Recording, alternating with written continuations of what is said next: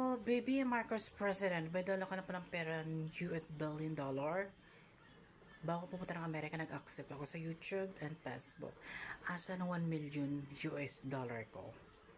Kailan makuha ko yan ha? Hindi ako papayag. Talagang tatapusin nating araw na to. Hindi ako natakot mamatay. This is your over. Samay. Got it? Good luck.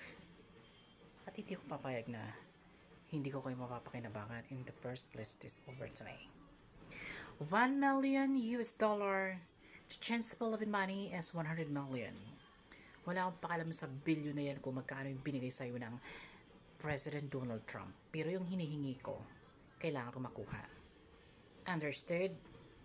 Rarat-ratin talaga kita, President of the Philippines. Pag binigay na sa atin ang cash money to President Donald Trump and met to BBM Marcos and he his governments for the cash money, 1 million US dollar to change the Philippine money, 100 million pesos. So, bibila tayo ng house sa Quezon City. Kasi dito ako titira. Kasi, I can change for ID in location. At mahirap mag-change at kailangan makuha ko talaga sa Philippines. So, to visit the YouTube and my channel and location Short Horn Road 20 Mindanao Avenue, Frederick in Quezon City. My ATM, Bang and BPI. So, tawagan nilang BPI para makuha akong cash money, di ba? Kasi pag withdraw mo sa ATM, hindi kakasya yun hanggang lang ang withdraw ng ATM. 200,000. Kailangan papasok ka ng bangko sa loob. Doon ibibigay ang cash money or million. Ilalagay nila yun sa proof bags. O, diba? So, yun yung aking gusto mangyari.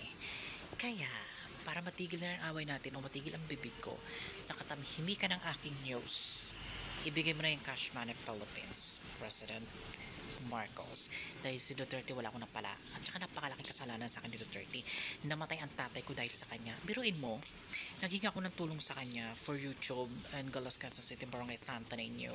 San Isidro, my location is working before.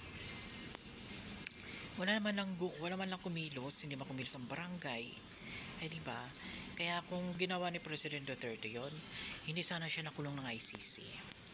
Kasi I want to control the international court of justice support war in NATO.